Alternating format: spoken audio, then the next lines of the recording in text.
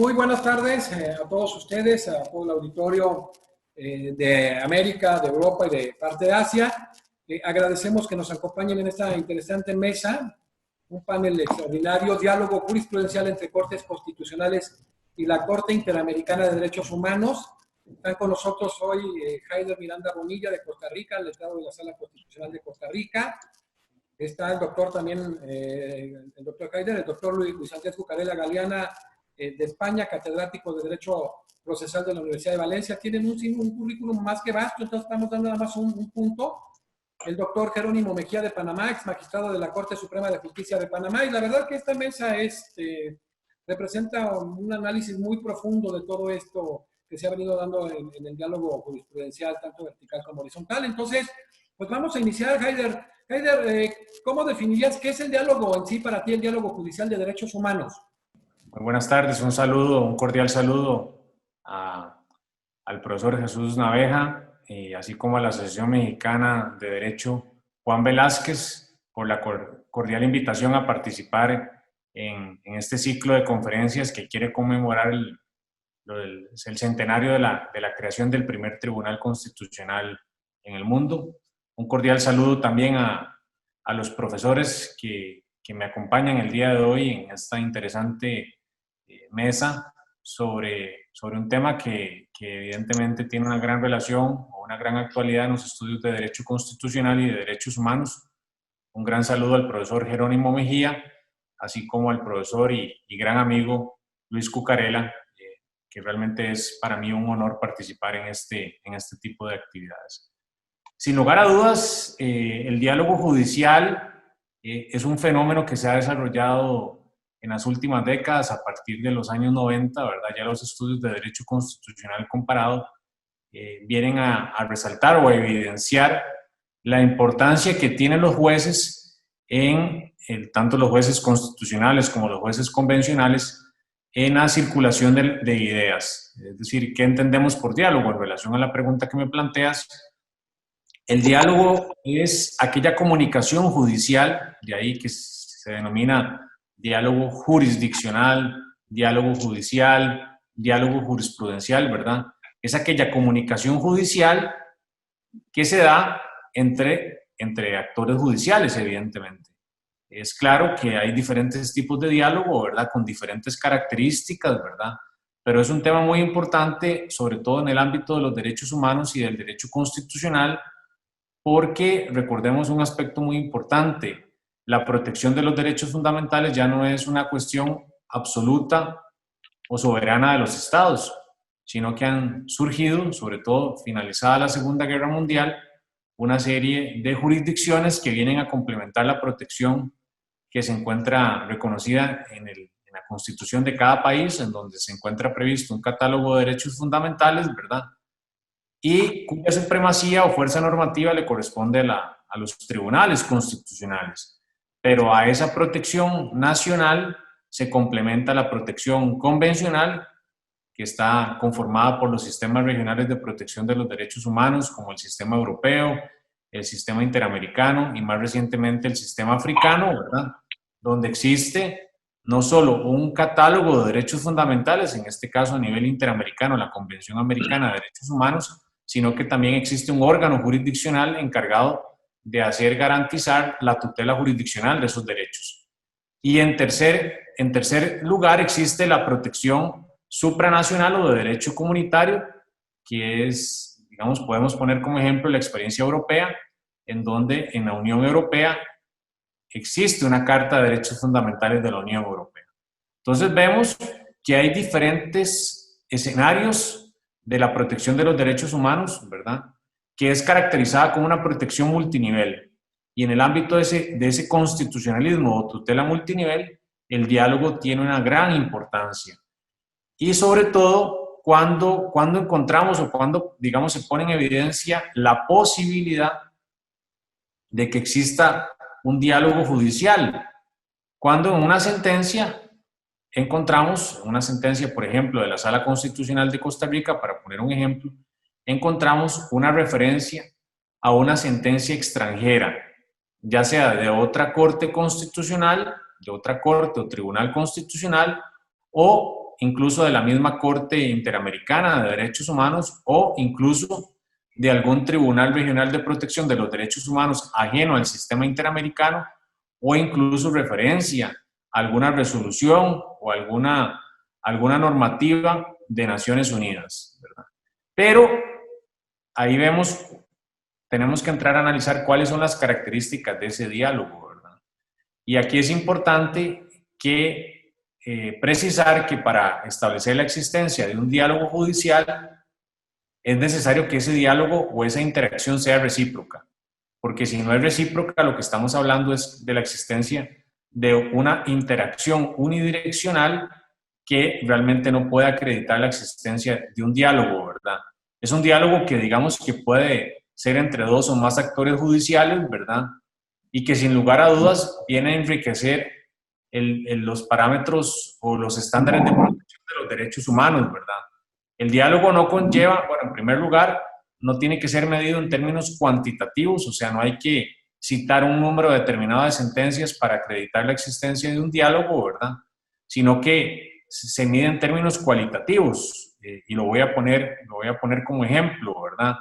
Nuestra Sala Constitucional de Costa Rica cita desde su creación en septiembre, desde su creación y entrada en funcionamiento en septiembre de 1989, cita con bastante frecuencia resoluciones de la Corte Interamericana de Derechos Humanos, tanto en casos contenciosos como en opiniones consultivas.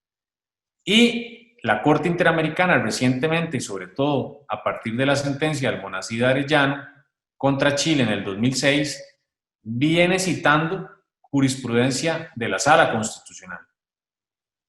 Jurisprudencia, digamos, citación que digamos, se acredita incluso en recientes fallos sobre diferentes temáticas y que evidencia el surgimiento de un diálogo judicial entre ambas jurisdicciones. Entonces, aquí vamos perfilando un poco cuál es el concepto de diálogo, cuáles son las características del diálogo, ¿verdad? Y dentro de ellas, aparte de la reciprocidad y que es un diálogo que se puede desarrollar entre dos o más actores judiciales, ¿verdad? No es importante que se citen sobre idénticos temas, más bien la riqueza está en que se nutran de temas bastante diferentes. Es un diálogo además que surge sobre todo en temáticas complejas, ¿verdad? Y donde evidentemente, digamos, podemos citar como factores que potenciaron el surgimiento de ese diálogo, sin lugar a dudas, la globalización jurídica, la globalización económica y jurídica, ¿verdad? La internacionalización de los derechos humanos y la existencia de problemáticas comunes en derechos humanos, ¿verdad? Vemos cómo temáticas como protección al ambiente, cambio climático, derecho al agua, derechos de las minorías, libertad religiosa, todo lo relacionado con los avances científicos y tecnológicos han tenido un impacto en los derechos fundamentales. Y estas temáticas el juez constitucional y el juez convencional tienen que darle solución. En modo alguno, el diálogo conlleva un imperialismo jurídico, ¿verdad? No es que hay que llegar a las mismas soluciones. Si una corte constitucional resuelve en un determinado caso, no conlleva que todas las demás tengan que resolver de la misma forma, ¿verdad? Sino que la riqueza del diálogo está en eso, ¿verdad? En utilizar una determinada sentencia extranjera, incluso en su fundamentación, incluso para llegar a conclusiones totalmente diferentes. Y la última característica del diálogo es que sin lugar a dudas viene a reforzar los estándares de protección de los derechos humanos. Muchísimas gracias, Heider. Pues bueno, continuamos con el doctor Luis Andrés Cucarella, un gran amigo. Gracias, hacemos la aclaración, un gran esfuerzo que está haciendo nuestro gran amigo Luis Andrés, porque son las 11, poco más de las 11 de la noche en España. Muchas gracias, doctor Cucarella. Doctor, ¿podría darnos una comparativa entre los sistemas europeo y americano? Buenas tardes para ustedes. Un gusto colaborar de nuevo con la Academia Mexicana de Derecho y un saludo al doctor José de Jesús, así como al resto de compañeros que me acompañan en esta mesa virtual. Es un honor, como digo, colaborar con los amigos y hermanos de América en este tipo de actividades y a pesar de la distancia y a pesar del tiempo. Bueno, la mesa de trabajo hoy iba dirigida a analizar aspectos relacionados con el diálogo entre los órganos jurisdiccionales o los tribunales o las cortes constitucionales con la Corte Interamericana de Derechos Humanos. Pero creo que es interesante que también nos planteemos o que hagamos un paralelismo con la realidad europea. Y como punto de partida puede ser efectivamente relevante prestar atención o dar respuesta a la pregunta que me ha formulado, es decir, qué cosas en común tienen o qué diferencias tienen los sistemas europeo y americano de protección de derechos humanos, porque esto luego me va a conducir, a lo largo de la intervención en esta mesa, a poder señalar algunos aspectos o algunas características relacionadas con el diálogo practicado aquí, en el continente europeo, porque creo que es interesante conocer esas dos realidades. Digo lo que digo siempre cuando llevo a cabo este análisis o esta comparación. Lo hago con una finalidad exclusivamente pedagógica, es decir, poner sobre la mesa las similitudes y diferencias que tienen los modelos para ver cómo, para llegar a un mismo destino, a veces se siguen distintos caminos, pero sin querer poner de manifiesto que un sistema sea mejor o peor que otro, porque en algún punto será mejor un sistema y en otro punto será mejor el otro sistema. Como punto de partida, sí que me gustaría señalarles dos aspectos o dos diferencias entre los modelos europeo y americano, porque, como digo, eso me va a contextualizar posibles desarrollos que pueda hacer a lo largo de esta noche aquí con ustedes. En primer lugar, creo que es interesante subrayarles que existen importantes diferencias en cuanto a la estructuración y organización de los tribunales europeos de protección de derechos humanos y de la Corte Interamericana de Derechos Humanos. ¿Qué diferencias son esas? Pues principalmente son en cuanto a la composición y al funcionamiento. Ustedes saben mejor que yo que la Corte Interamericana es un órgano jurisdiccional supranacional integrado por 7 magistrados, mientras que el Tribunal Europeo de Derechos Humanos está integrado por 47. ¿Por qué ese número? Pues la razón es muy sencilla. El Consejo de Europa, que es la institución a la que pertenece el Tribunal Europeo de Derechos Humanos, está integrado por 47 estados. Cada estado del Consejo de Europa tiene un magistrado en el Tribunal Europeo de Derechos Humanos. Esta gran composición, este gran número de magistrados permiten que el Tribunal Europeo de Derechos Humanos se organice en comités de 3 magistrados, en salas de 7 o en una gran sala integrada por 15 magistrados. Creo que es interesante, no voy a desarrollar esto mucho más, pero es interesante que conozcan o tengan muy presente esta diferente estructuración, en la medida en que, por ejemplo, el Tribunal Europeo nunca sesiona en pleno jurisdiccionalmente, mientras que la Corte Interamericana, su manera de actuar jurisdiccionalmente sí es en pleno. Sin embargo, el Tribunal Europeo funciona normalmente, como les digo, a través de comités de 3 magistrados o salas integradas por 7. Pero existe una gran sala. Esa gran sala me resulta interesante plantearles la existencia porque me marca dos diferencias importantes con el sistema americano. En el caso de la Corte Interamericana, dictadas las sentencias, estas devienen firmes e irrevocables. No hay una posibilidad de impugnación de esas sentencias dictadas por la Corte Interamericana ante una instancia superior.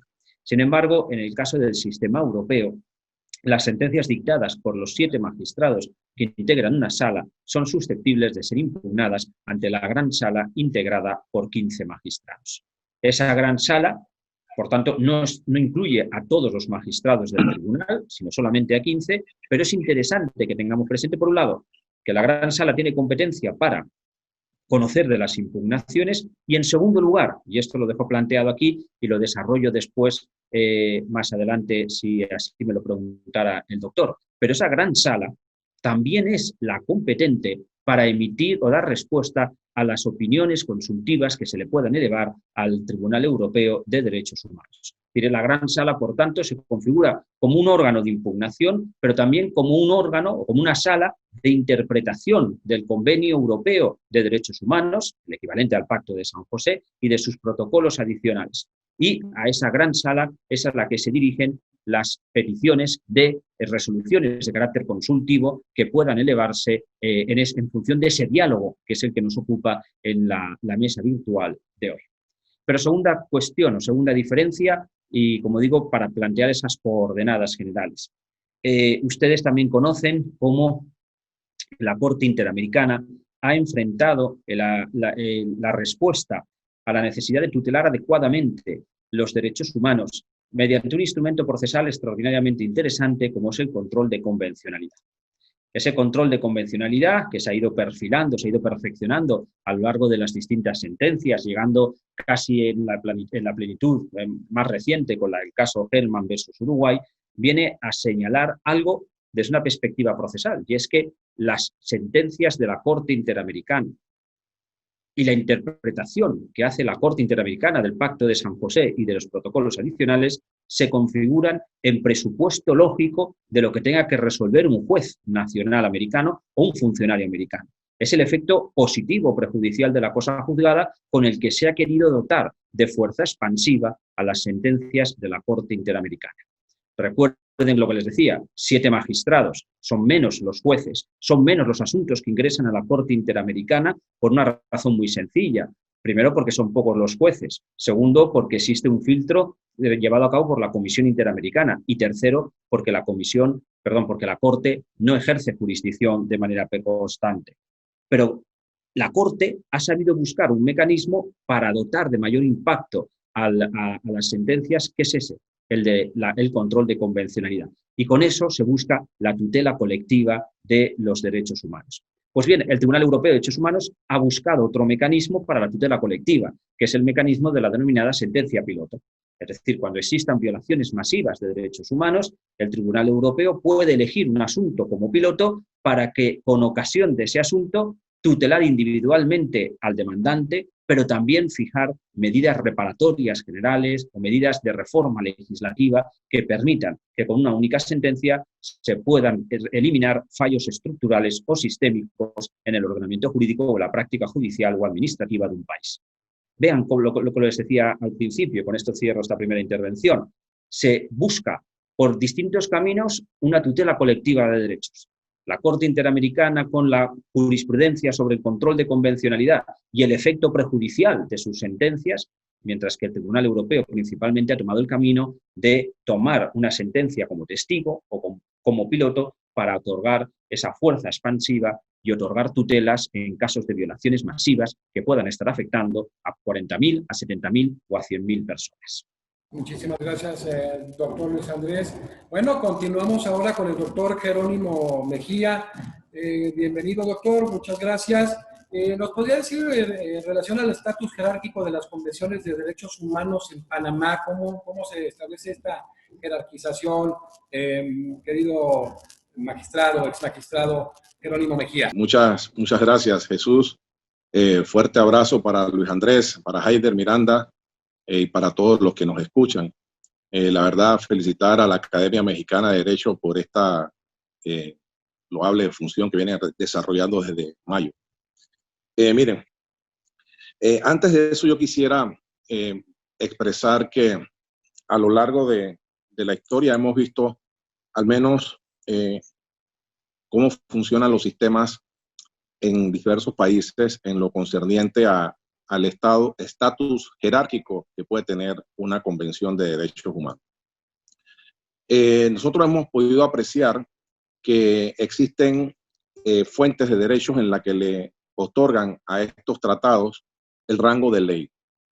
En algunas ocasiones también le conceden el rango supralegal, pero por debajo de la Constitución o infraconstitucional. En otras ocasiones el estatus es a nivel constitucional y finalmente a nivel supraconstitucional. En Panamá, el sistema de fuentes formal establece que los tratados en general, y por ende también los tratados de derechos humanos, tienen rango legal. Se introducen al sistema normativo a través de una ley. La ley en Panamá es una norma que tiene rango infraconstitucional. Sin embargo, a lo largo de la historia panameña, particularmente en la década de los años 90, cuando entra la figura del bloque de constitucionalidad, que en Panamá es un bloque de constitucionalidad un poco extraño como se configuró. No solo era bloque que contenía tratados de derechos humanos, o más bien algunos artículos, algunos tratados de derechos humanos, sino también otras normativas, incluso de rango infraconstitucional, a las que la Corte les dio rango constitucional, no solo para ser utilizados como parámetro de constitucionalidad al momento de enjuiciar la constitucionalidad de una ley u otros actos, porque en Panamá el sistema de control de constitucionalidad, además de ser concentrado, no solo es respecto a la ley, sino respecto de decretos, acuerdos, resoluciones, etc. Entonces, a propósito de la introducción en la jurisprudencia del bloque de constitucionalidad con estas características, diría yo sui generis, los tratados de derechos humanos, o más bien algunos artículos de algunos tratados de derechos humanos, la Corte le concedió rango constitucional. Y se hizo una diferencia entre tratados de derechos humanos y tratados que no son de derechos humanos. Esa diferencia permaneció así al menos hasta el 21 de agosto del 2008, fecha en la cual la Corte Suprema de Justicia, con ponencia de quien les habla, dictó una resolución en la que le elevó ya no a algunos artículos de algunos tratados de derechos humanos, y realmente la forma en que la Corte escogía los artículos y los tratados de derechos humanos a los que se le asignaba la capacidad de formar parte del bloque de constitucionalidad no tenía ninguna cientificidad, era más bien discrecional. A raíz de esta sentencia, se llega a la conclusión que todos los tratados de derechos humanos tienen rango constitucional en Panamá. La forma como se llegó a esa conclusión es a través de una interpretación sistemática, utilizando unas cláusulas constitucionales que sirven de bisagras para interactuar con el derecho internacional, a saber, el artículo 17, segundo párrafo de la Constitución, el artículo 4 de la Constitución. El artículo 17, segundo párrafo, dice algo más o menos así: los derechos y garantías fundamentales previstos en esta Constitución deben considerarse como mínimos y no excluyentes de aquellos que incidan sobre la dignidad de la persona y los derechos fundamentales. El artículo 4 dice que Panamá acata las normas del derecho internacional. El artículo 4 siempre estuvo en la Constitución panameña, no así el segundo párrafo del artículo 17 de la Constitución, que vino a ingresar en una reforma constitucional que se hizo en el año 2004. Sin embargo, y a pesar de que desde el año 2004 ese segundo párrafo de la Constitución del artículo 17 de la Constitución estaba allí en el texto constitucional, no había sido desarrollado a través de esta jurisprudencia. Entonces se interpretaron esos dos artículos en consonancia con el artículo 1, el artículo 2, el artículo 25, el artículo 29 de la Convención Americana de Derechos Humanos, y se llegó a la conclusión que a través de esta interpretación los tratados de derechos humanos tenían una condición y un estatus especial, un estatus que merecía no solo variar a través de la jurisprudencia, porque este es el asunto. Las normas legales en Panamá siguen diciendo que los tratados tienen rango legal, pero fue un asunto pretoriano. Merecía el honor de situarlos al nivel de las normas constitucionales. Entonces, el bloque de constitucionalidad viene a estar integrado ahora fundamentalmente, además de las normas formales de la Constitución, con los tratados de derechos humanos. Pero la Corte ha dicho que no solo los tratados de derechos humanos, sino cualquier otra convención en la que se desarrolle algún derecho humano. Entonces, esas normas de esas convenciones también forman parte del bloque de constitucionalidad. Sin embargo, sin lugar a dudas, es un bloque de constitucionalidad muy, muy amplio, porque son muchos los tratados de derechos humanos y son muchas las posibles normas en otros tratados que desarrollan aspectos relacionados con los derechos humanos o que desarrollan efectivamente derechos humanos. La conclusión es que en Panamá, a raíz del año 2008 y a través de una jurisprudencia reiteradísima, los tratados de derechos humanos tienen rango constitucional y fue una obra pretoriana. Es lo que les por ahora. Todo esto, gracias, magistrado, esto que se ha generado pretorianamente, qué importante. Ya recuerdo en los 20 del siglo pasado, en la Constitución de los Países Bajos que daba un rango supraconstitucional incluso al derecho internacional de derechos humanos, a todas estas convenciones. En el caso de Perú, que ahorita vamos a presentar a nuestro integrante de Perú en la Constitución del 79 con la del 93 que los establecía, y el artículo 75 de la Constitución más añeja de América Latina, que es la Constitución Argentina de 1853-1860, que establece específicamente cuáles son los tratados que tienen ese rango constitucional. Muchísimas gracias. Y se integra a la mesa un excelente jurista, el doctor Fernando Delgado Alvisuri de Perú, quien fue jefe de la Oficina de Derechos Humanos de la Defensoría del Ministerio del Interior de Perú. Bienvenido, querido doctor Fernando Delgado. Muy buenas tardes, doctor Naveja. Por su intermedio, saludar a los miembros de la mesa. La satisfacción y la gratitud por la invitación para esta mesa de diálogo en torno a los diálogos jurisprudenciales tan necesarios que se deben dar entre cortes. Me refiero en este caso en el Perú al Tribunal Constitucional y además también a la Corte Interamericana. Perfecto. Doctor Fernando Delgado, en la actualidad los sistemas concentrados de constitucionalidad y su representación en tribunales o cortes constitucionales, como sabemos, cuentan con autonomía procesal constitucional. ¿Esto qué le ha permitido precisamente a estos tribunales? En el caso peruano, pues, con la coexistencia de la Corte Constitucional y de la Corte Suprema, donde existe precisamente el choque de trenes, y todo esto vinculado en el tema del diálogo jurisprudencial. Bien, en el Perú, ya a partir de la entrada en vigencia de la Carta 93, como ustedes saben, se crea la figura del Tribunal Constitucional que asume las funciones de ya el desactivado Tribunal de Garantías Constitucionales. Debido al importante empirismo de este órgano de control, a partir del 2000 en adelante, comienza una serie de un importante desarrollo jurisprudencial en torno a la llamada autonomía procesal constitucional, en atención a esta especial particularidad, ¿no?, a este distanciamiento de la ciencia procesal y cada vez más en una tendencia que acá en el Perú no se entendía mucho, de que el tribunal también asumía un rol político y que por tanto esta autonomía debería brindarle ciertas prerrogativas y ciertas garantías en su funcionamiento. Este concepto ha sido, digamos, delineado o desarrollado vía la jurisprudencia.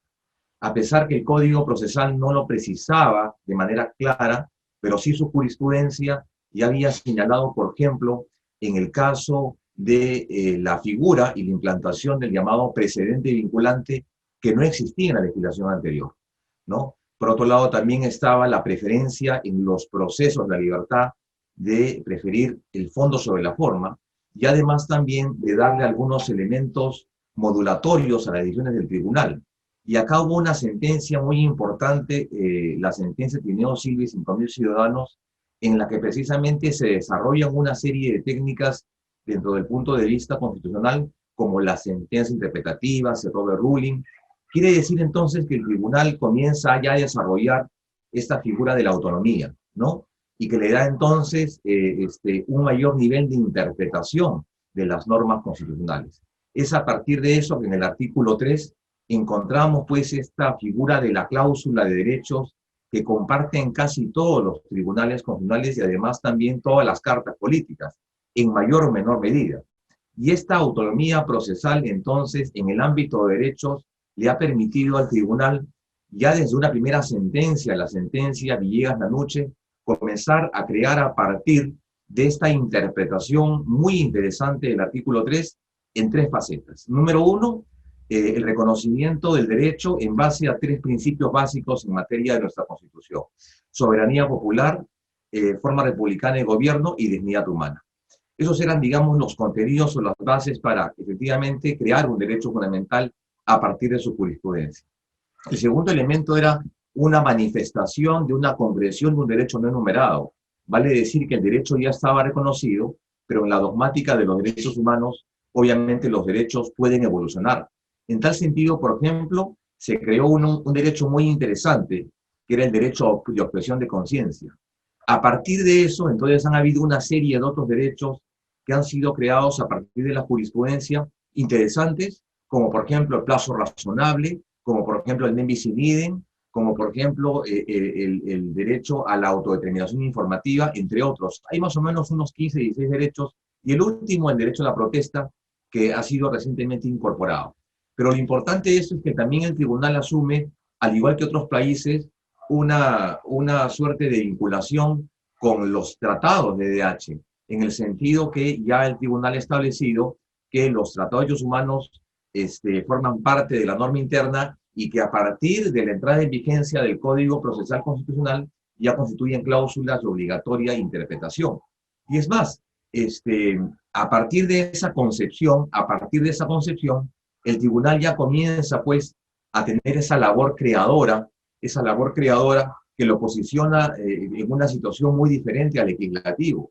El tribunal peruano, y en este caso la etapa neoconstitucional que estamos viviendo ya hace muchos años, le permite pues posicionarse en el sentido de esta suerte de manifestación, de concreción de los derechos fundamentales. En tal sentido, por ejemplo, cuando tenemos que dar una mirada a la Corte Interamericana, ya el tribunal ha citado más de una sentencia en la cual, por ejemplo, ha reconocido como derecho enumerado al derecho al agua potable, por ejemplo, o el derecho al acceso a Internet, derechos fundamentales. Ahora bien, hay un problema en esa condición, en el sentido de que ha habido por parte del tribunal, digamos, una severa crítica en el sentido de que se han creado algunos derechos, ¿de acuerdo?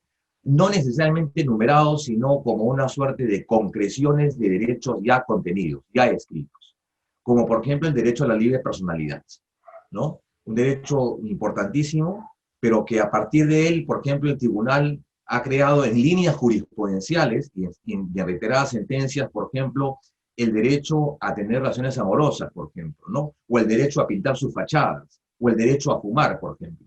Entonces ahí deberían haber ciertos límites en el sentido de la determinación que los derechos fundamentales deberían pues estar por lo menos vinculados a la dignidad humana y abrir una serie de puertas para su reconocimiento. En el Perú, lamentablemente, estos derechos, en la medida en que no han sido, digamos, positivizados o pospositivizados, han sido objeto en muchas oportunidades de desprotección por parte de la justicia ordinaria. Así que es un escenario interesante el planteado que nos permite, por parte de la jurisdicción concentrada del tribunal, iniciar este diálogo entre cortes, tan necesario y tan pendiente además, ¿no? Porque es necesaria un mayor nivel de coordinación. En tal sentido, la Corte es clara en reconocer que no puede haber, pues, disminución de derechos, y además también reconocemos en la Corte Interamericana esta función que también tiene, esta característica de esta autonomía procesal constitucional en el sentido de manifestar cada vez mayor distanciamiento en el ámbito de una especial protección de los derechos humanos y fundamentales. Eso es un primer comentario, doctor Naviejas. No sé cómo estará de tiempo, cómo estamos de tiempo.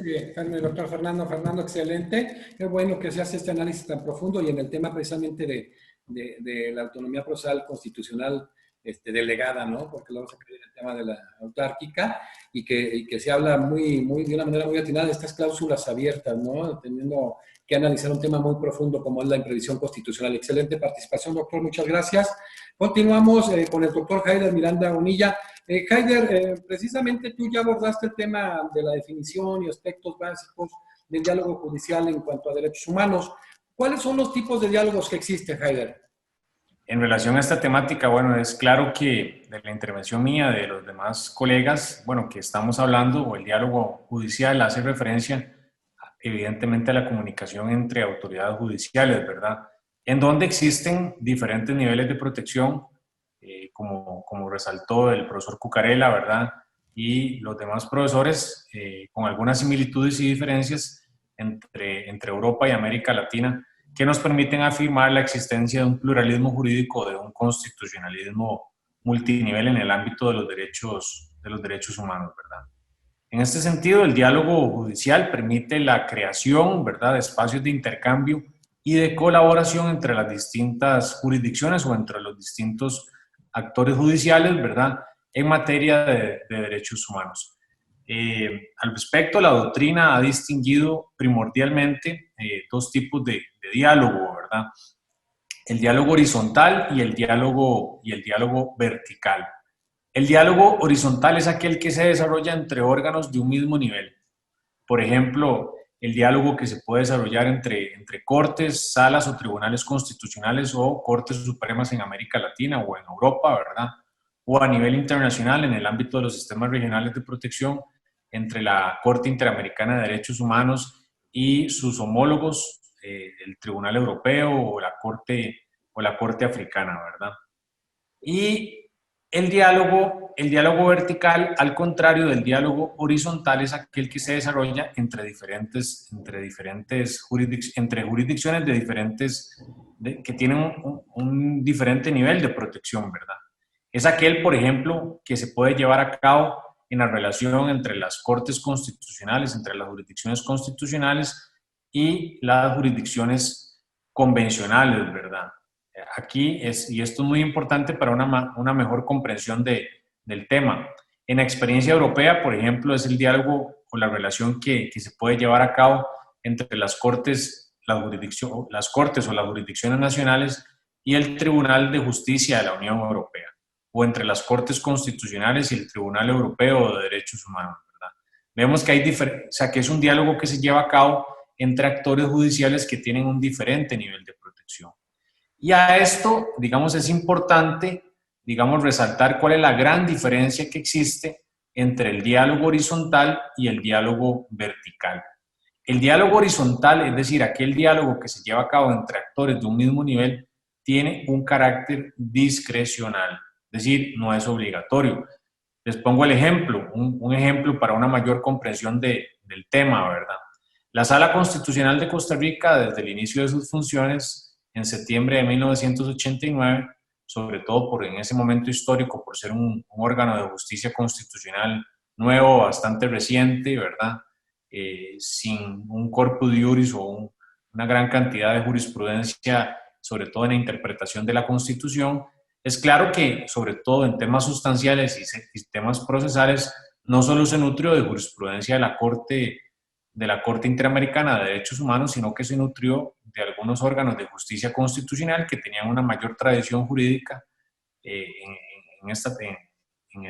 el ámbito del derecho constitucional, como por ejemplo el Tribunal Federal Constitucional Alemán, la Corte Constitucional Italiana, el Tribunal Constitucional Español, el Consejo Constitucional Francés más recientemente, ¿verdad?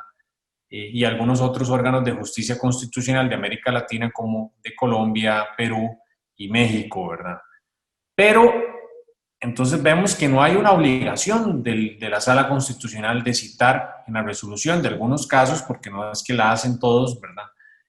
No hay una obligación del juez constitucional, en este caso, de citar jurisprudencia de otra corte constitucional, pero lo hace. Y en la motivación de la sentencia se expresa, digamos, la sentencia extranjera o la resolución extranjera a la que se hace referencia. Entonces vemos que hay un elemento importante para poder determinar si hay diálogo judicial o no. En sentido inverso, la Corte Constitucional Colombiana ha citado también jurisprudencia de la Sala Constitucional, sobre todo en una línea jurisprudencial reciente. Ha citado una jurisprudencia de la Sala Constitucional que ha reconocido el derecho humano al agua como un derecho, el derecho al agua, que ha reconocido el derecho al agua como un derecho humano. Entonces aquí vemos que a pesar de que no es obligatorio para las jurisdicciones constitucionales citar jurisprudencia de otras jurisdicciones constitucionales, lo hacen de forma voluntaria. El juez constitucional no está obligado a recurrir a jurisprudencia extranjera en la motivación de sus fallos, ¿verdad? Entonces, la principal característica del diálogo horizontal es que tiene un carácter discrecional. En sentido inverso, el diálogo vertical no tiene ese carácter discrecional. Por ejemplo, en la relación entre la Corte Interamericana y las Cortes Constitucionales en América Latina, ¿verdad? Y sobre todo en relación a lo que establece la Convención Americana sobre Derechos Humanos en los artículos 1 y 2, a la doctrina desarrollada jurisprudencialmente por la Corte Interamericana sobre el control de convencionalidad y a la clarificación de la jurisprudencia de la Corte Interamericana en relación a los efectos de sus sentencias en la sentencia de supervisión de cumplimiento en el caso Hellman, es claro que los jueces no tienen una potestad discrecional para aplicar e implementar la jurisprudencia de la Corte Interamericana en sus ordenamientos internos, ¿verdad? No es discrecional del todo, ¿verdad? Hay una serie de parámetros que fueron los que desarrollé anteriormente, que tienen que cumplir las autoridades nacionales, no solo los jueces constitucionales, y con mucha más razón si estamos en presencia de una sentencia condenatoria por parte de la Corte Interamericana en relación al Estado sobre el cual, digamos, se acreditó la responsabilidad internacional. Entonces, en este sentido, digamos, vemos cómo hay primordialmente dos tipos de diálogo, ¿verdad? El diálogo horizontal y el diálogo vertical. Gracias, Haider. Fíjate qué interesante haces esta definición. Y por ahí Víctor Rodríguez Recia, a ver si en tu última participación, el doctor que fue secretario adjunto de la Corte Interamericana de Derechos Humanos y miembro del Comité de Derechos Humanos de Naciones Unidas, también costarricense, igual muy brillante como tú, Haider, pues está muy preocupado, ¿no?, en relación a este tema con la Sala Constitucional. Tú ya nos dirás cómo has formado parte, qué sucede realmente, porque acaba de haber un caso muy interesante en relación al matrimonio igualitario, ¿no?, en aquella sentencia tan interesante en el caso actual Arrifo Niñas contra Chile. Gracias. Luis Andrés, querido doctor Luis Andrés Cucarella, ¿qué mecanismos de diálogo existen en Europa en materia de protección de derechos humanos y justicia constitucional y de los tribunales ordinarios o tribunales constitucionales? Me gustaría compartir con ustedes, con la audiencia y con los colegas que me acompañan en la mesa, algo que ya saben, es decir, en Europa tenemos un sistema mayoritariamente de justicia constitucional concentrada. Es un sistema que se ha ido implementando a través de diferentes oleadas a lo largo del siglo XX, pero que llega más tarde que el sistema difuso que ya se implementó en los Estados Unidos de Norteamérica muchísimo más antes, más pronto que en el sistema europeo.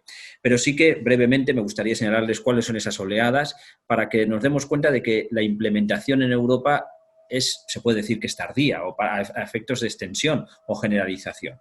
Porque la primera etapa, tímida, es aquella que tiene lugar en el periodo de entreguerras, donde entre la Primera y la Segunda Guerra Mundial se introduce este sistema en Austria o en España, por ejemplo, con el Tribunal de Garantías Constitucionales previsto en la Constitución del año 1931.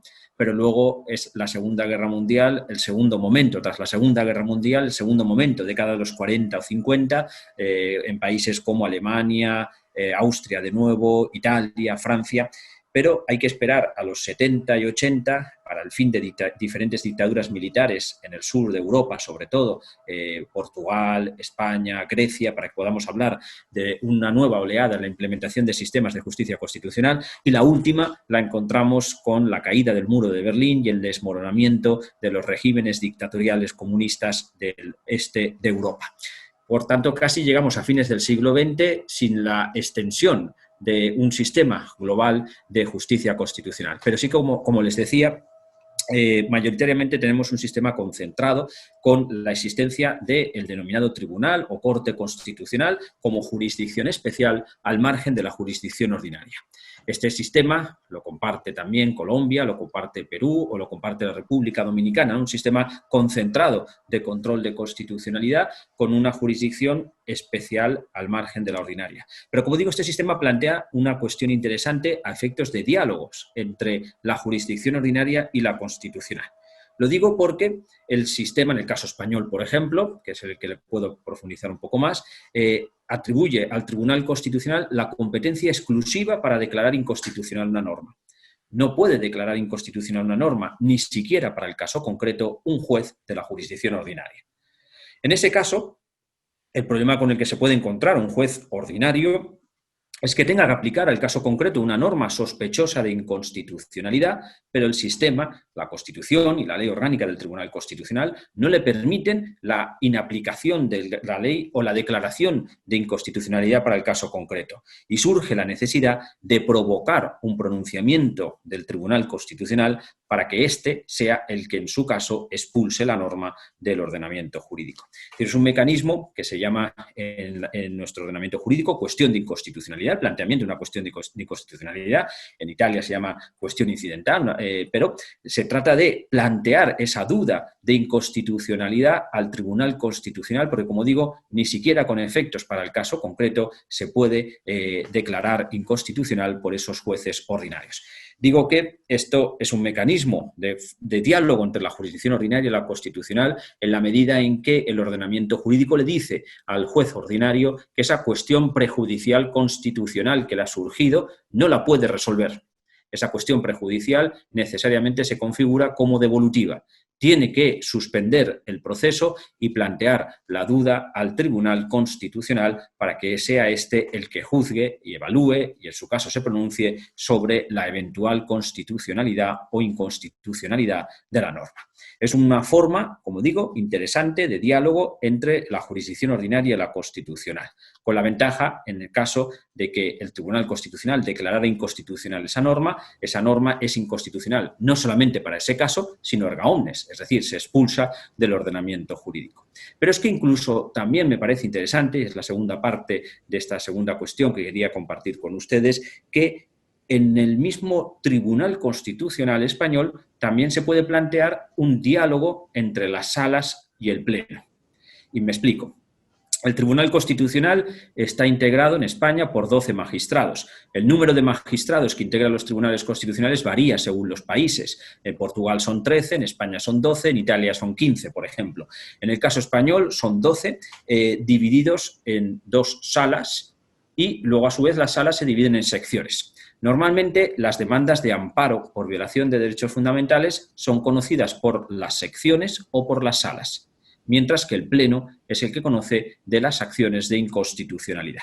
Estoy simplificando porque hay otros procesos que también son de competencia, pero para que me puedan ustedes entender y se puedan ubicar, como digo, los amparos, las demandas de protección de los derechos fundamentales son resueltas por las secciones o las salas, mientras que el Pleno es el que se pronuncia sobre la inconstitucionalidad de las normas. Antes de continuar, abro un paréntesis. El Tribunal Constitucional Español, al igual que otros tribunales constitucionales europeos, tiene encomendada la función de conocer las acciones de inconstitucionalidad y las acciones por violación de derechos fundamentales.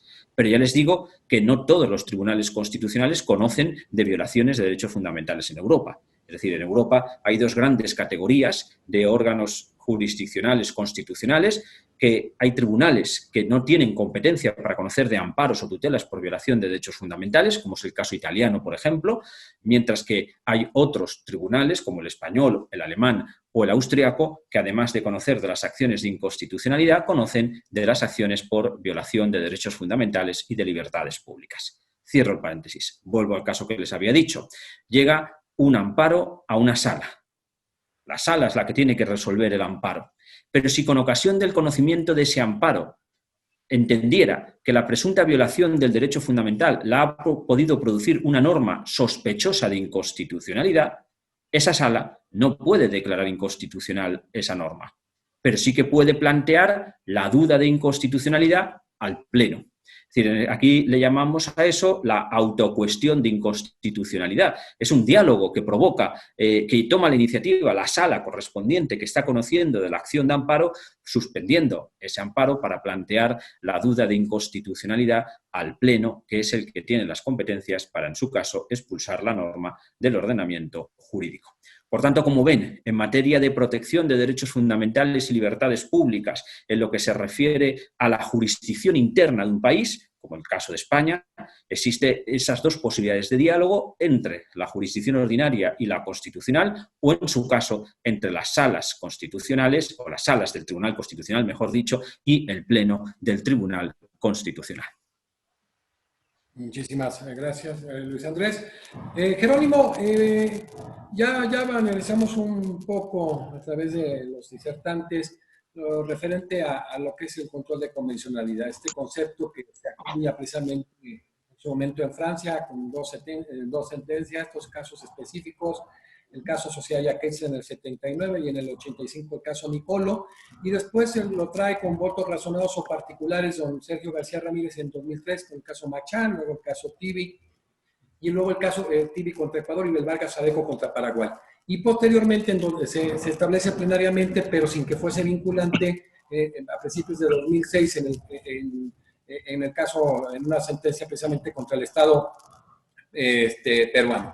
chileno, en el caso de Monacid Arellano, y se hace vinculante en el caso de trabajadores cesados del Congreso contra Perú.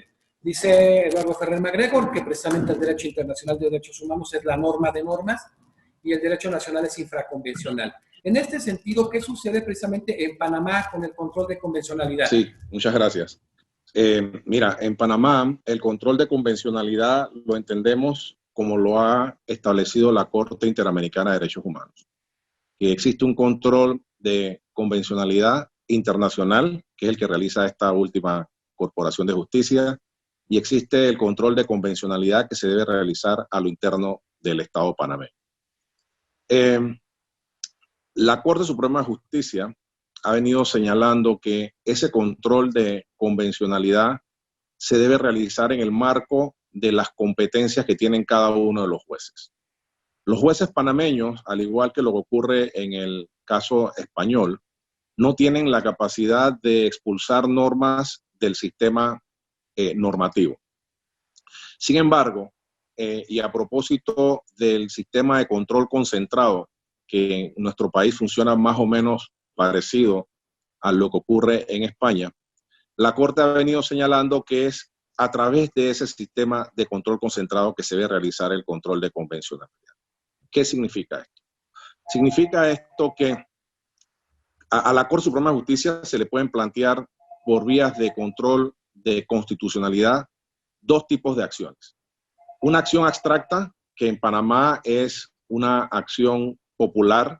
Cualquier persona le puede otorgar poder a un abogado para que plantee una demanda de inconstitucionalidad contra una ley, contra un decreto ley, contra un decreto de gabinete, contra un acuerdo, contra una resolución, contra cualquier acto de autoridad.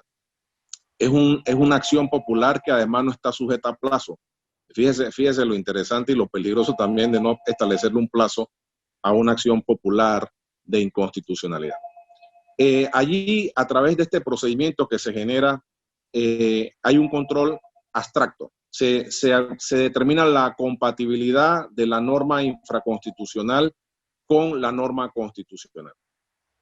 Pero también existe la posibilidad que durante la tramitación de un procedimiento, y ya no solo un procedimiento a cargo de jueces, sino también a través de un procedimiento administrativo, por ejemplo, se le plantea a la Corte Suprema de Justicia a través de dos figuras. En España le denominan la cuestión de inconstitucionalidad. Nosotros la llamamos consulta de inconstitucionalidad, aquella que realiza el juez de oficio cuando va a tomar una decisión y se percata que la norma infraconstitucional que ha de aplicar podría ser inconstitucional. Como no tiene la capacidad ni de declarar la inconstitucionalidad ni de desaplicarla, no le queda más remedio que desechando alguna interpretación conforme de la Constitución en el evento de que no exista aquella posibilidad de plantear el asunto a la Corte Suprema de Justicia. Pero también las partes que están en ese procedimiento tienen la capacidad de señalarle al juez que la disposición reglamentaria o legal que va a aplicar para tomar la decisión de qué se trate tiene la capacidad de infringir a la Constitución.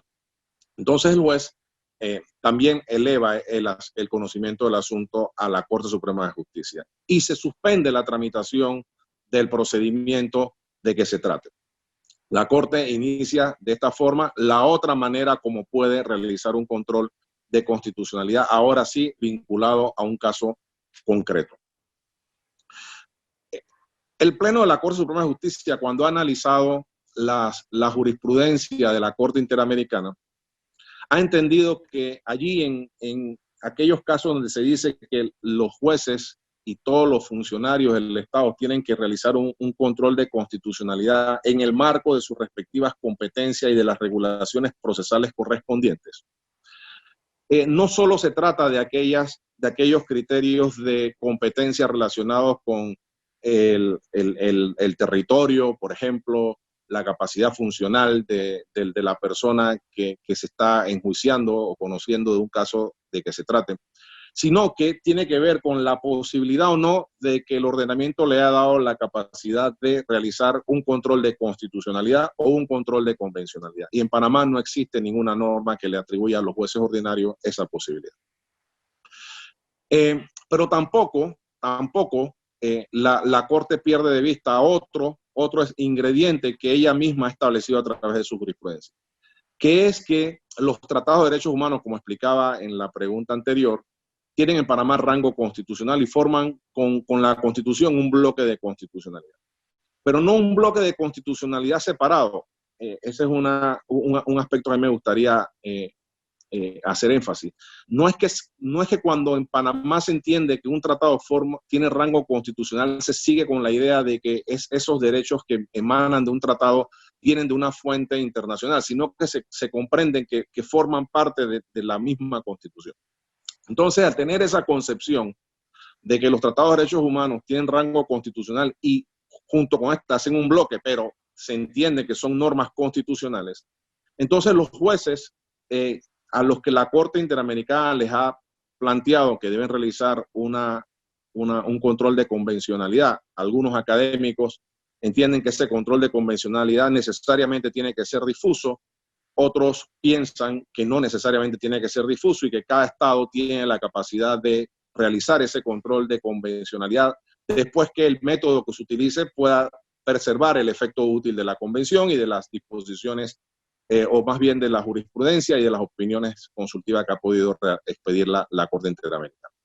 Teniendo en mente que lo que hay es o un sistema difuso o un sistema concentrado o una mezcla de estos sistemas, la Corte ha entendido en Panamá que el control de constitucionalidad es un método viable, es un método idóneo para realizar el control de convencionalidad, por lo cual los jueces ordinarios, cuando están conociendo alguna materia que tienen capacidad de conocer por razón de las normas de competencia, se encuentran con que alguna norma legal o reglamentaria es contraria a alguna de las convenciones que en caso de derechos humanos son todas las que están vigentes en Panamá, las que forman parte del bloque de constitucionalidad, es contraria, no es compatible con la norma convencional y no ha encontrado ninguna interpretación que sea conforme, ya no solo con el texto constitucional, sino también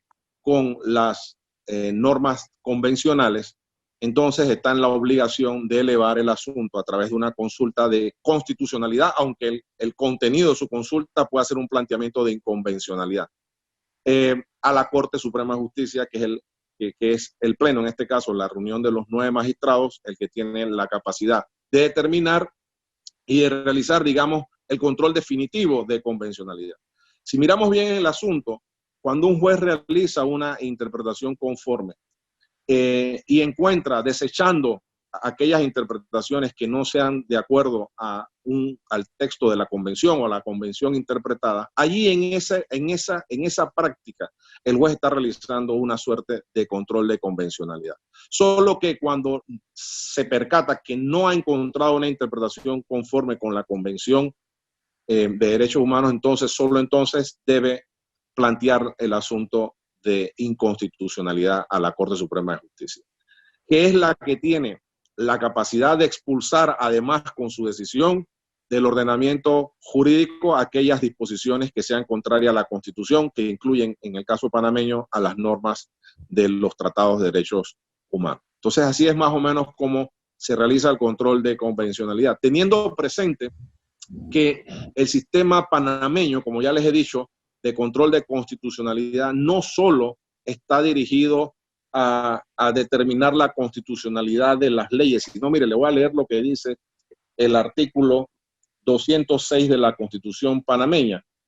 La guarda de la integridad de la Constitución es atribuida a la Corte Suprema de Justicia, para lo cual ésta conocerá y decidirá con audiencia del Procurador General de la Nación o del Procurador sobre la inconstitucionalidad de las leyes, decretos, acuerdos, resoluciones y demás actos que por razones de fondo o de forma impugnan ante ella cualquier persona. Teniendo en cuenta que el control que realiza la Corte de constitucionalidad y por ende de convencionalidad no solo es de la ley, sino de cualquier tipo de acto que emane de algún poder público, y teniendo en consideración también que el procedimiento de consulta y de advertencia cabe en los casos administrativos, entonces la Corte ha entendido que el sistema de control de constitucionalidad tiene la capacidad de ser idóneo para tutelar los derechos fundamentales y los derechos previstos en las convenciones ratificadas y aprobadas por Panamá, que son normas constitucionales en nuestro ordenamiento jurídico. Esa es la manera como en Panamá se hace el control de convencionalidad. Gracias, Jerónimo. Bueno, Fernando, tú ya hablaste y abordaste el tema de la autonomía procesal. Todo este proceso de creación, no nada más de derechos, sino de mismas garantías constitucionales, como el caso del amparo, por ejemplo, de manera pretoriana en Argentina. Preguntarte en este sentido, en este diálogo jurisprudencial vertical, que se ha considerado en este caso muy concreto los límites que debe tener las restricciones de esa labor creadora, entendiendo lo que en su momento pues se ha venido llamando autonomía procesal constitucional delegada y no la autárquica, Fernando. Sí, efectivamente.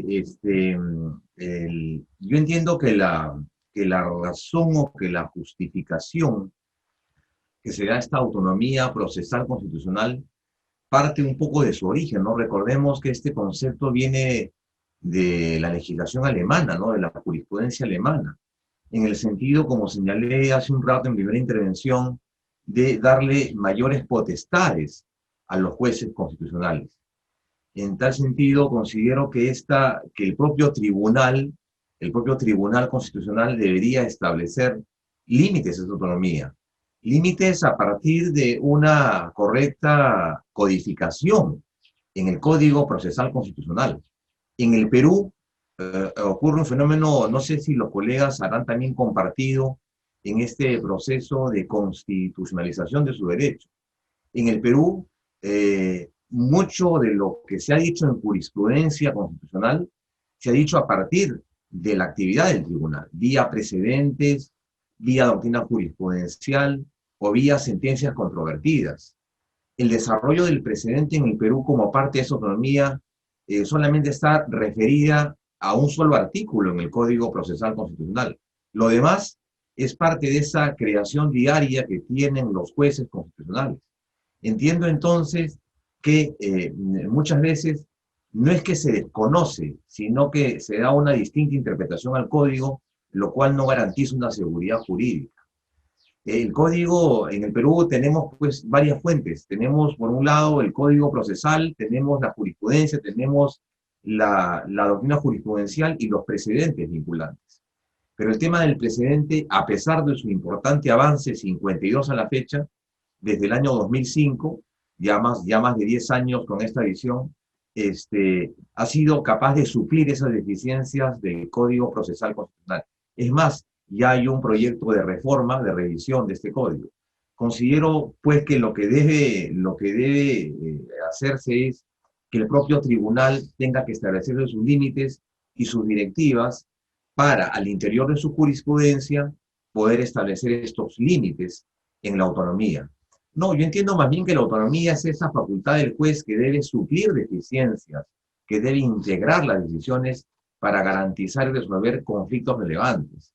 Es parte de la dinámica en el Perú y que ha sido, digamos, difícilmente entendida por el Poder Judicial y por los operadores del derecho, porque cada vez nos encontramos con nuevas creaciones jurisprudenciales y digamos, los operadores jurídicos dicen, bueno, ¿y esta creación de dónde ha salido? ¿No? Tenemos más o menos unas 16 a 20 instituciones procesales nuevas y cada vez van saliendo más. Entonces eso creo que es interesante, es novedoso y aparte es sumamente protector para los derechos fundamentales, pero considero que debería ponerse límites. Yo quería solamente precisar un aspecto que planteó el doctor Herdy Miranda en el sentido de lo que él señaló, esta suerte de constitucionalismo cruzado, ¿no? Y en el Perú también se ha dado, hay más o menos unas 14 sentencias en las cuales el Tribunal Constitucional, en la parte de los fundamentos, ha desarrollado y ha citado sentencias, no solamente como debe ser de la Corte Interamericana de San José, Costa Rica, sino también sentencias de otros tribunales constitucionales. Por ejemplo, yo tengo algunos datos, por ejemplo, hay un dato interesante, hay una sentencia, hay una cita, por ejemplo, que se hace en una sentencia, el caso Fahrenheit versus Northwestern del año 92, de la Corte Norteamericana. Otro caso, por ejemplo, de la Corte Alemana y otros 3 casos más, por ejemplo, de la Corte Suprema Norteamericana, el caso Loren y Texas, en un caso acá en el Perú, muy interesante, que tiene que ver con respecto al pase a retiro de un efectivo de la Policía Nacional. Esto ya se ha venido dando en el Perú hace muchos años, este constitucionalismo cruzado. Entonces habría que determinar ya no en un diálogo de cortes, es decir, de tribunal constitucional con cortes, sino en qué medida los tribunales constitucionales al interior de esa autonomía podrían aplicar también criterios, en todo caso, no como ratio decidendi, no como fórmula general expuesta en un caso en concreto, para estimar o para desestimar de manera determinante el pedido, sino como una suerte de creación al interior de cada sentencia. Y esto es interesante porque esto abre, creo, una nueva etapa, es decir, el constitucionalismo cruzado, o también llamado el cross-constitucionalismo, ¿no? Entonces, me parece interesante este diálogo de corte que se plantea, en el sentido de que deben haber, ya en la tercera intervención, plantearé no mis reparos, sino mis comentarios con respecto al control difuso de convencionalidad. Sin embargo, son prácticas, en el Perú recién estamos desde el año 96 con este modelo, y todavía es prematuro. A España, ¿cuánto tiempo le costó consolidar un sistema de control, ¿no?, en el cual también sea predecible? Y quiero citar acá una frase de un presidente del Tribunal Constitucional hace muchos años, que decía que el mejor tribunal constitucional es aquel que debe desaparecer, es aquel que cada día se hace más innecesario, porque es capaz de crear, ¿no?, en la colectividad eso lo que se hablaba antes, que se decía el sentimiento constitucional, el nivel de adhesión, de identificación de los ciudadanos con respecto a la norma fundamental. En el Perú estamos pasando recién esa etapa, a pesar que ya tenemos más de 15 años de jurisdicción y más de 20 años de la Carta Política Peruana. Gracias, Fernando. Haider, bueno, pues ya, como decía Fernando, se ha abordado mucho todo este tema del control de convencionalidad y esta interacción entre las cortes, tanto vertical como horizontal, incluso los últimos fallos de la Corte Interamericana de Derechos Humanos, haciendo uso del artículo 26 de la Convención en la Autonomía del Desarrollo, pues se han abordado muchos criterios de la Sala Constitucional de Costa Rica, de la Corte Argentina, tribunales constitucionales colombianos, peruanos, la Corte Mexicana, etcétera. En estos temas, en la interacción entre la Corte Interamericana de Derechos Humanos y el Tribunal Europeo de Derechos Humanos, ¿se acredita la existencia de un diálogo judicial, Javier? Bueno, antes de contestar tu pregunta, Jesús, voy a hacer un breve comentario que incluso complementa mis anteriores participaciones en relación al comentario que hiciste sobre el tema del matrimonio igualitario. Por favor. Bueno, como dije al inicio de mi intervención, el diálogo judicial no es un diálogo que pretenda un imperialismo jurídico, ¿verdad? No es que hay tribunales constitucionales o tribunales regionales de protección más importantes unos que otros, no. En realidad, el diálogo lo que pretende es crear estándares mínimos de protección, y es un diálogo que no solo conlleva el acuerdo, ¿verdad?, sino que conlleva también a la existencia de conflictos. Y sobre todo conflictos porque al juez le corresponde interpretar catálogos de derechos humanos, y puede ser que la interpretación que yo le dé sea a un derecho, ¿verdad? Puede ser que lo que yo entienda por dignidad humana sea un concepto totalmente diferente a la interpretación que otro intérprete jurídico le dé a ese concepto, ¿verdad? Y así en relación a otros derechos, ¿verdad? Lo importante es que esos conflictos interpretativos, ¿verdad?, o esos conflictos entre órganos judiciales no conlleve a una guerra entre cortes, como se dio en su momento oportuno en España, ¿verdad?, entre el Tribunal Supremo o el Tribunal Constitucional Español, o en Italia, ¿verdad?, donde en la década de los años 60, entre la Corte de Casación y la Corte Constitucional Italiana. La experiencia interamericana evidencia también incluso dos claros ejemplos de guerra entre jurisdicciones, ¿verdad? La experiencia venezolana, donde incluso Venezuela denunció la competencia contenciosa de la Corte Interamericana, ¿verdad? Y también la experiencia de Trinidad y Tobago, ¿verdad?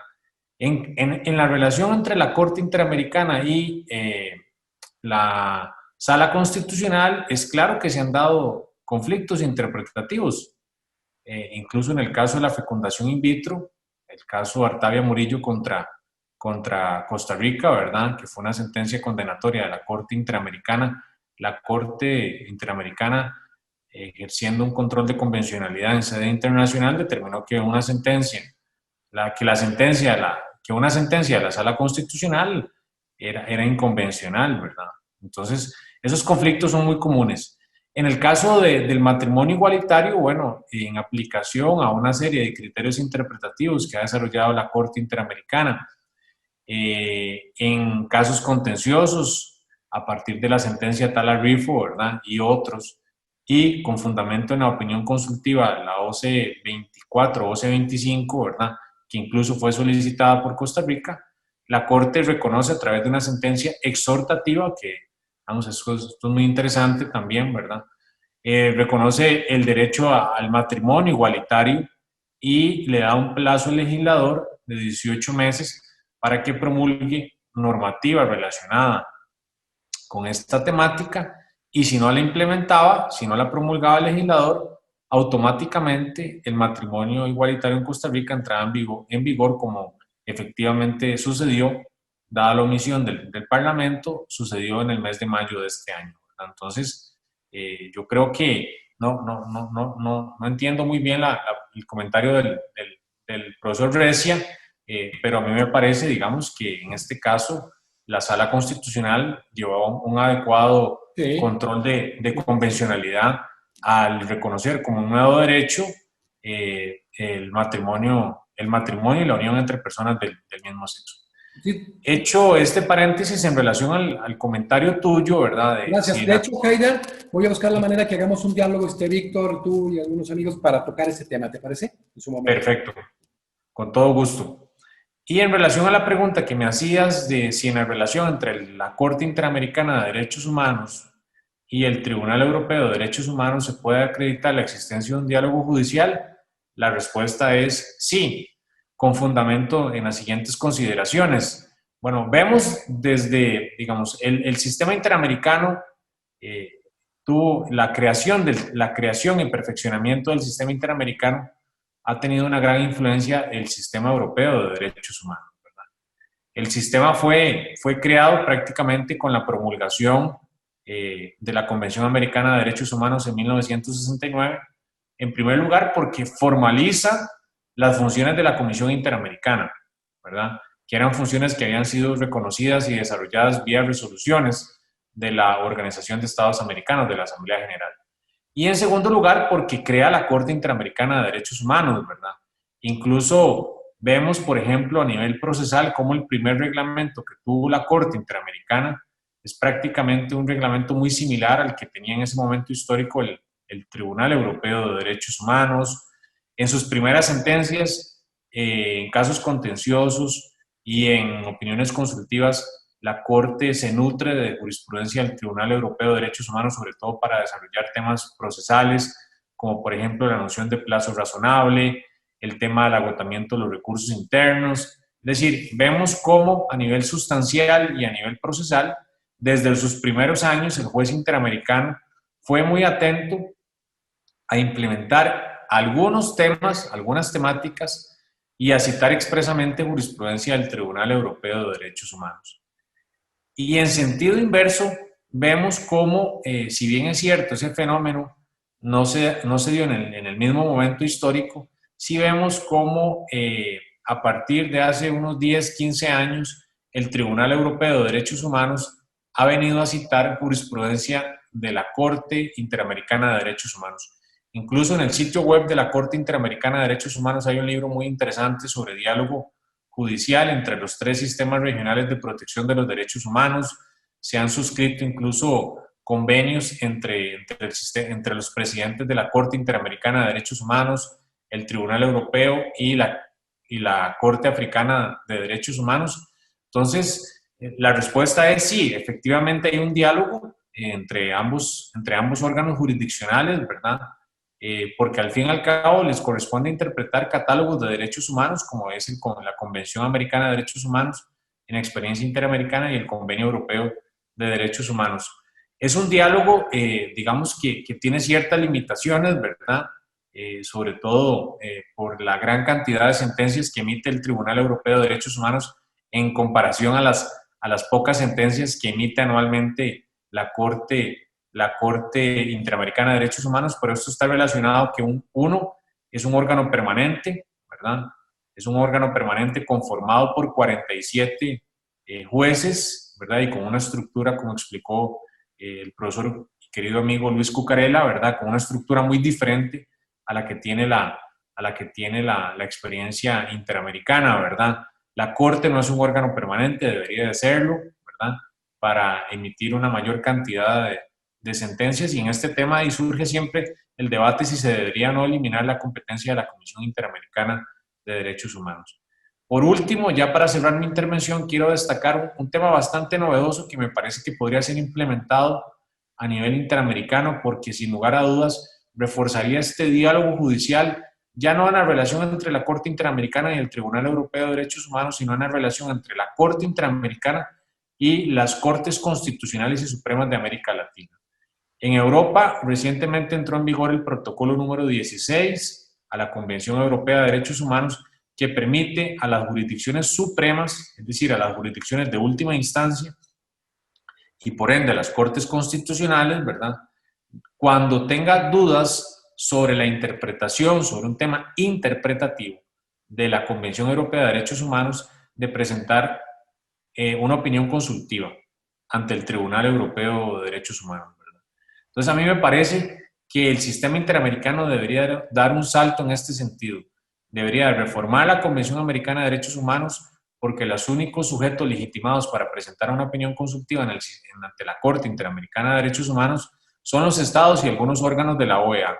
Y yo creo que esa legitimación debería de ser eliminada, perdón, que debería ser cambiada a fin de lograr una mayor apertura y que las jurisdicciones supremas y las cortes y tribunales constitucionales en América Latina tengan la posibilidad de que puedan plantear opiniones consultivas ante la Corte Interamericana, porque prácticamente esto crearía un reenvío de convencionalidad y sin lugar a dudas vendría a reforzar el diálogo judicial entre la jurisdicción interamericana y la jurisdicción nacional. Muchas gracias. Excelente, sí, sería muy importante precisamente esa ampliación. De hecho, por ejemplo, sin haber este mecanismo, el Estado costarricense por ahí estuvo esa opinión consultiva, la 585, que fue bien interesante en relación precisamente a que debería estarse colegiado y ser periodista para el ejercicio de la profesión. Y el resultado ya lo sabemos, ¿no? Con base al artículo 13 de la Convención. Muchísimas gracias por tu excelente participación, querido Haider. Luis Andrés, para cerrar, ya abundaron varios de los expositores y tú mismo en relación al tema de los diálogos, los tipos de diálogos. ¿Qué nos podrías decir entre los posibles diálogos entre tribunales constitucionales? ¿Qué podríamos ampliar en ese sentido, doctor? Sí, la idea con la que quería completar es ese, y así tomo como punto de partida la aportación del doctor Haider Miranda, cómo es posible que efectivamente en el sistema europeo las altas instancias judiciales de una nación pueden dialogar con el Tribunal Europeo de Derechos Humanos. Hay una diferencia importante, por tanto, como señalaba, con el sistema interamericano, en donde es el artículo 64, si no me equivoco, del Pacto de San José, el que regula la posibilidad de plantear esas opiniones consultivas, pero son los estados o los organismos que señalaba los que plantean esa opinión consultiva, mientras que en el caso europeo, como les digo, es un órgano jurisdiccional el que puede provocar ese pronunciamiento del Tribunal Europeo de Derechos Humanos. Es un paso adelante en la interacción entre las jurisdicciones nacionales y la jurisdicción supranacional. En mi intervención anterior he hablado de la interacción entre la jurisdicción ordinaria y la constitucional de un país. Ahora estoy dando un salto y estoy refiriéndome a la posible interacción y diálogo entre las jurisdicciones de un Estado y el Tribunal Europeo de Derechos Humanos. Para que eso sea posible, el Estado tiene que ratificar el protocolo número 16, que entró en vigor en agosto del año 2018. Los Estados que quieran estar dentro del sistema europeo están obligados a ratificar el Convenio de Roma, pero no sus protocolos adicionales. Por tanto, es posible, y a día de hoy así ocurre, que no todos los estados europeos, no todos los estados del Consejo de Europa hayan ratificado ese protocolo que permite el diálogo entre altas instancias judiciales de una nación y el Tribunal Europeo de Derechos Humanos. En concreto, de los 47 estados que hacen parte del Consejo de Europa, solo 10 han ratificado este protocolo número 16. Por tanto, las consideraciones que pueda realizar me sirven para esos 10 estados, sin perjuicio de que en un futuro pueda incrementarse ese número de estados. ¿Qué es lo que señala el protocolo 16 como instrumento para la interacción entre las jurisdicciones nacionales y la supranacional? Bueno, pues que el estado parte es el que tiene que designar qué alta instancia judicial de la nación o qué altas instancias, porque también lo pone en plural, pueden provocar ese diálogo del Tribunal Europeo de Derechos Humanos. A su vez, se señala en el protocolo que los estados no pueden hacer reservas al contenido del mismo, es decir, si se ratifica es a todos los efectos, indicándose que el resultado de esa opinión consultiva no es vinculante. Ahora bien, no nos engañemos, que no sea vinculante no nos tiene que llevar, como digo, a engaño en la medida en que el Tribunal Europeo ya le está diciendo al Tribunal o a la Corte Constitucional de un país cómo tiene que resolver o cómo entiende el Tribunal Europeo la resolución de ese asunto. Porque esa opinión consultiva se plantea con ocasión de un caso concreto. Es decir, cuando un Tribunal Constitucional se encuentra con que tiene que resolver un asunto con una norma que no respeta sospechosamente el Convenio de Roma, puede suspender el proceso y plantear esa duda al Tribunal Europeo de Derechos Humanos o plantear esa opinión consultiva al Tribunal Europeo de Derechos Humanos sin que el Tribunal, cuando resuelva, el órgano jurisdiccional nacional, esté obligado a dictar sentencia de acuerdo con lo que dice el Tribunal Europeo, pero, como digo, no nos llamemos a engaño, porque si dicta sentencia en contra de lo que diga el Tribunal Europeo, acto seguido se va al Tribunal Europeo y el Tribunal acabará condenando a ese país. Pero, como les digo, no se fija con carácter consultivo. Y como anticipaba en la primera intervención que he hecho, es la gran sala del Tribunal Europeo de Derechos Humanos, es decir, esos 17 magistrados que la integran, los que resuelven esta opinión consultiva. Resulta un instrumento interesante, insisto, a pesar de que solamente sirve a día de hoy para 10 estados que lo han ratificado, porque es una manera de dialogar de abajo arriba. Es decir, son las jurisdicciones nacionales las que dialogan o provocan el diálogo con la supranacional. Sin embargo, el sistema interamericano, el control de convencionalidad del que hemos hablado esta noche, en realidad es una forma de diálogo de arriba a abajo. Es decir, la Corte Interamericana le dice a los jueces nacionales cómo tienen que interpretar la norma o cómo tienen que resolver las dudas de inconvencionalidad. Pero les dejan solos a esos jueces. Es decir, no hay una posibilidad de que un juez nacional, como se señalaba anteriormente, pueda plantear esa duda a la Corte Interamericana. Es verdad que esto implicaría un incremento de carga de la Corte Interamericana que ya tiene suficiente y que además, como decíamos antes, como se señala también el doctor Miranda, no es un tribunal permanente, no son muchos los magistrados, etcétera. Pero, evidentemente, sería interesante la posibilidad de que también en el sistema interamericano, de abajo hacia arriba, se pudiera dialogar con la Corte Interamericana de Derechos Humanos. Son mecanismos distintos, como decía antes en mi intervención, caminos diferentes para conseguir el mismo objetivo. Pero la Corte Interamericana, en definitiva, busca la economía, en la medida en que son pocos los magistrados y pocas sus sentencias, pero que tengan el mayor impacto posible en todo el sistema interamericano. Muchísimas gracias, doctor Luis Andrés. Jerónimo, doctor, vamos a abordar un poquito este tema del valor de la jurisprudencia de la Corte Interamericana en Panamá, tomando realmente como referencia que la misma jurisprudencia, el caso Atala Rifo y Niños contra Chile, establece que la interpretación administrativa, judicial y de los derechos humanos tiene que ser conforme a la jurisprudencia de la Corte Interamericana de Derechos Humanos. ¿Cuál es el valor que tiene esta jurisprudencia de la Corte Interamericana en Panamá, doctor Jerónimo? Sí, muchas gracias, Jesús. Antes de entrar en esta materia, quería terminar una idea de lo que expuse anteriormente. Hasta el año, al menos yo participé hasta el año 2016 en las reuniones que se hacían entre los jueces de la Corte Interamericana con los jueces de los tribunales constitucionales, salas constitucionales y Corte Suprema de Justicia de América. Se hacía una reunión anual promocionada por la Fundación Konrad Adenauer. Y lo que sí se tenía muy claro en ese momento es que la Corte Interamericana no impuso un modelo difuso o concentrado para el control de convencionalidad.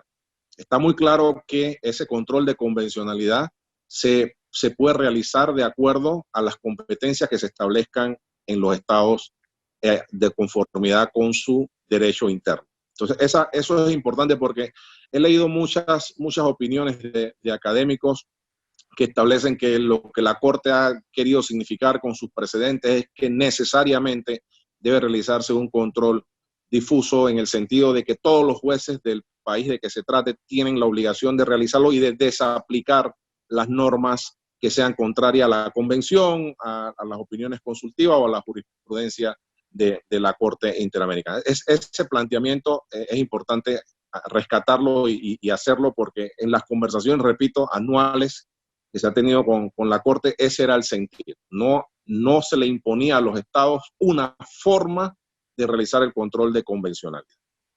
Bien, dicho eso, acá en Panamá, y lo que yo señalo con relación a mi país son solamente planteamientos descriptivos. Yo no estoy defendiendo las posiciones que haya podido realizar la Corte Suprema de Justicia o no, sino estoy describiendo cómo es el estado de cosas.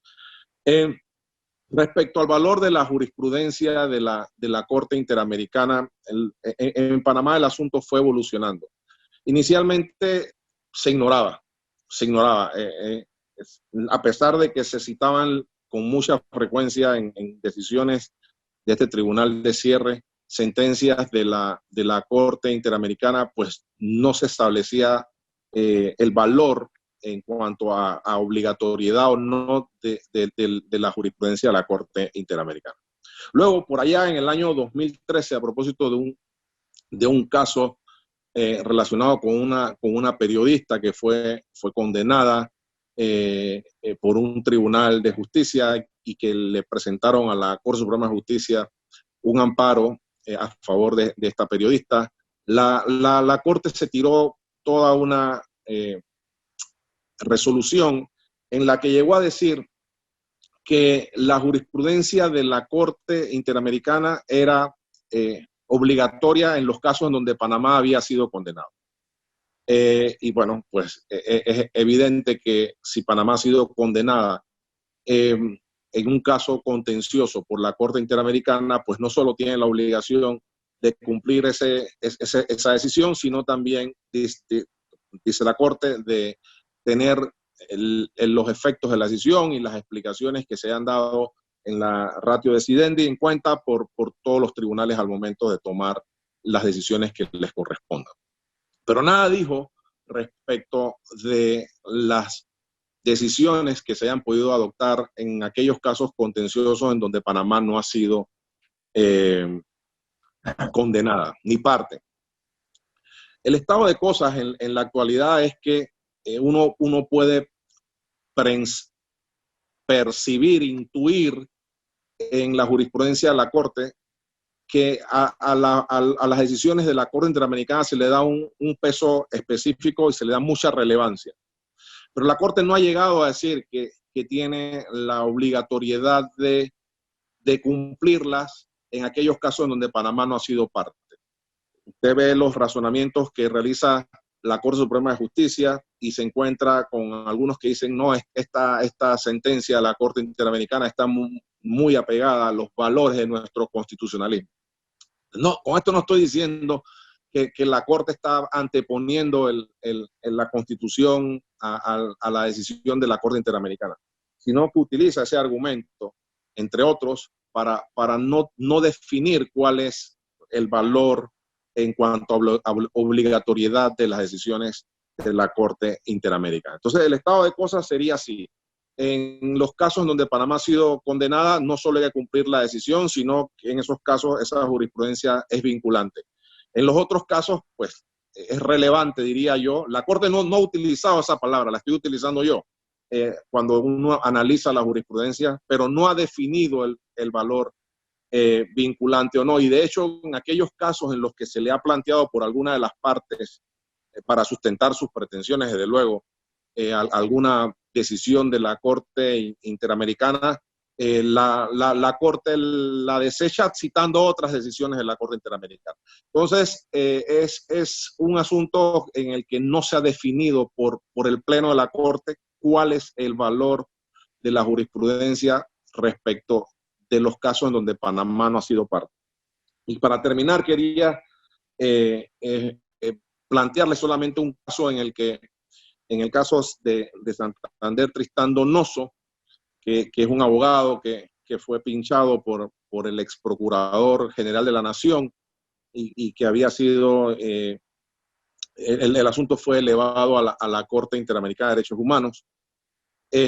A pesar de que la víctima había sido el abogado, él fue condenado por la jurisdicción interna panameña y en la Corte Interamericana se dictó un fallo en donde se reconoció que había habido una violación a sus derechos. Panamá no tenía y no tiene una legislación para cumplir con las decisiones de la Corte Interamericana. Así que todo es desarrollo pretoriano. El asunto fue llevado al Pleno de la Corte Suprema de Justicia y ese mismo día el Pleno de la Corte Suprema de Justicia ordenó que se declinara la competencia ante la Sala Penal, que es la sala de la Corte que ve los asuntos penales, como su nombre lo sugiere, y también el recurso de revisión, para que ésta realizara una revisión de la decisión o de la sentencia condenatoria que se había expedido contra Santander Tristán. La Corte tiene, la Sala Penal tiene la posibilidad de realizar revisiones de oficio cuando una decisión de la Corte ha declarado, por ejemplo, inconstitucional una ley que sirvió como fundamento de la condena a una persona, pero no tenía esta causal de revisión, a pesar de lo cual la Sala Penal, ese mismo día que recibió de parte del Pleno de la Corte la notificación y las actuaciones relacionadas con el fallo de la Corte Interamericana, decidió revisar de oficio la sentencia condenatoria de Tristán Donoso y lo absolvió. Así que les quería traer eso como un asunto interesante de cómo a través de decisiones jurisprudenciales es que Panamá comienza a enfrentar el tema del cumplimiento de sus sentencias y tratar de cumplir además con todo lo demás relacionado con las convenciones de derechos humanos. Excelente, doctor Jerónimo. Miren, ya van a ir abordando todo este tema. Y bueno, para cerrar esta extraordinaria mesa, doctor Fernando Delgado, es importante establecer que todos los países de América Latina cuentan precisamente con la cláusula abierta, esta enmienda 9ª de la Constitución norteamericana, la más añeja del mundo. Y muchos de estos derechos, en muchas medidas, pues nos deben estar positivados. Hay problemas en dejarlos precisamente a merced para usted de la interpretación judicial. Y en este mismo sentido, cuando hablábamos, pues cómo vincular esta situación con el mismo derecho internacional de derechos humanos, ¿no? En buscar la manera en el aspecto de la complementariedad, pero sobre todo en generar pues la creación pretoriana, muchas de las ocasiones, de derechos fundamentales o constitucionalizarlos y de procesos constitucionales. ¿Qué tan importante es este tema, doctor? Bueno, es importante en la medida en que en nuestros países, en nuestro continente, siempre las constituciones pues tienen una vida corta, ¿no? O son impuestas, o son consensuadas, o son parte, o son cambiadas como consecuencia de fenómenos políticos. En tal sentido, me parece conveniente que en nuestros estados democráticos, y como muestra una madurez política y constitucional, todos estos derechos enumerados sean de alguna manera también incluidos en el texto de la Constitución, lo cual le brindaría un mayor nivel de protección, como en su momento lo hizo Bolivia, ¿no? Bolivia es una de las constituciones mucho más desarrolladas en el sentido de la amplitud de derechos. Doctor Naveja, yo quería más bien solamente hacer dos precisiones con respecto, comentario a manera de colofón, en tanto a la participación del Perú, esta penosa participación peruana en el ámbito del sistema interamericano. Y escuchando a los colegas y sus especiales y particularidades casuísticas, señalar, por ejemplo, lo siguiente, ¿no? En el caso del Perú, nosotros hemos tenido una cifra lamentable en la época de Alberto Fujimori. Hemos sido el segundo país con mayor caso de denuncias. Sin embargo, nosotros somos respetuosos como Estado, tanto la Carta 69 como la 93 ratificaron en su momento todos los pactos y acuerdos en materia de derechos humanos y son parte de la Convención de San José, Costa Rica, y están sometidos a la competencia contenciosa y consultiva. El control difuso con nacionalidad en nuestro país es claro y absoluto.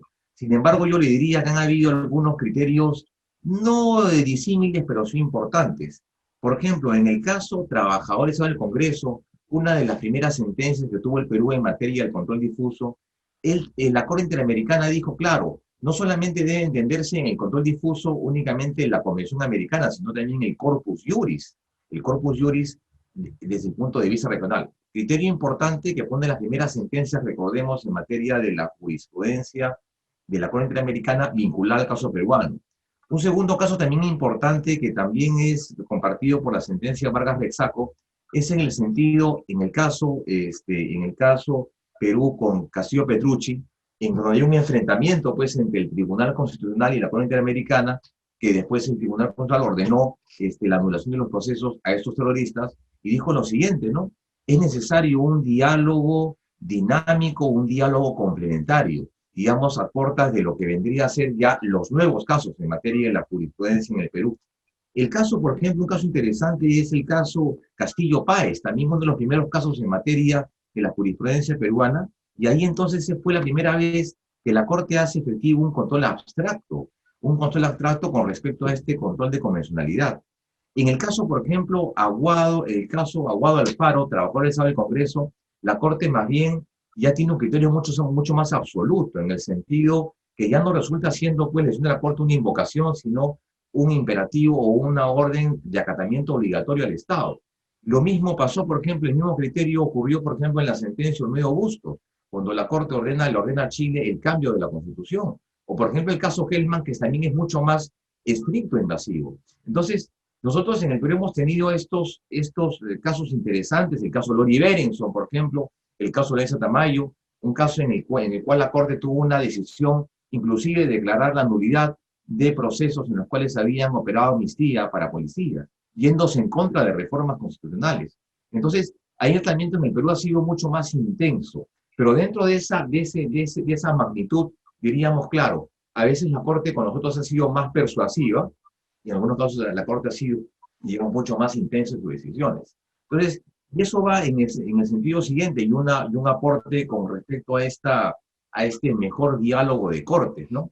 En el sentido siguiente, he escuchado que han citado la sentencia Atala-Rifo versus Chile, y ahí en la sentencia Atala-Rifo versus Chile hay un criterio muy interesante. Hay esta interpretación evolutiva. Recordemos que el caso Atala-Rifo versus Chile plantea, pues dice, no, el criterio de la Corte es el criterio que prima. O sea, mi parámetro de interpretación tiene que ser aquel que nazca de la propia convención, o en todo caso de sus decisiones. En eso no hay discusión.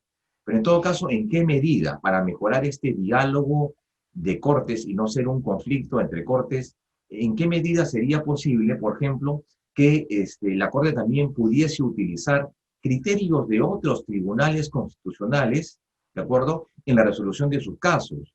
Recuerdo que en el caso de Atala-Rifo versus Chile hizo una precisión con respecto a una sentencia de la Corte Mexicana y además de la Corte Colombiana en atención a las pautas de la discriminación, ¿no? Y ese es un primer caso. El otro caso muy interesante ha sido el caso peruano.